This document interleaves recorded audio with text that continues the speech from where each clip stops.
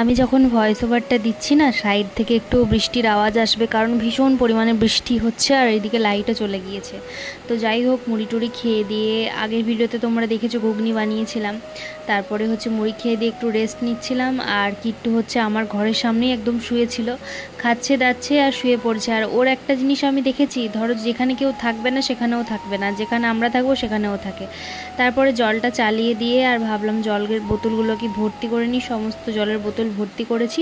আর এক কলসি জল, এটা হচ্ছে আমাদের রান্না বান্না হয়, তো সেই জন্য রান্নাঘরে নিয়ে গিয়ে রাখছি। আমাদের রান্নাঘরে কোনো বেসিন নেই, কলতলার থেকেই বাসন ধোয়া থেকে শুরু করে জল নিয়ে যাওয়া সমস্ত কিছু করতে হয়।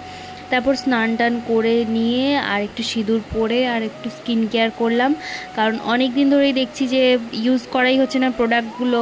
আগে তোমাদের সঙ্গে ইউজ করতাম আর ভিডিও শেয়ার করতাম, মানে অ্যাকচুয়ালি ভিডিও শেয়ার করার জন্যই হয়তো ইউজ করতাম, তাই ভাবলাম যে আজ থেকে ইউজ করি, নইলে এক্সপায়ার করে যাবে জিনিসগুলো। তো তারপরে ঠাকুর পুজো যেহেতু দেবো, তো সেই জন্য ফুল টুল তুলে নিচ্ছি। আর ওইদিকে একটা গাছ আছে, টগর গাছ, সেটাতে এত পরিমাণ কাঁচ ভাঙা রয়েছে, সেই জন্য আর যাওয়া হয় না ওইদিকে।